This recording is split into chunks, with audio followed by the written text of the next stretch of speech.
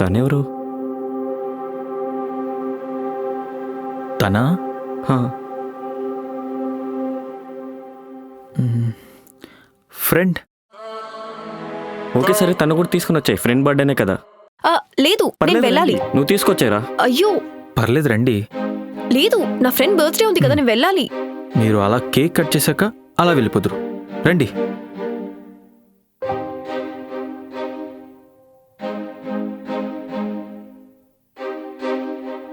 Happy birthday to you.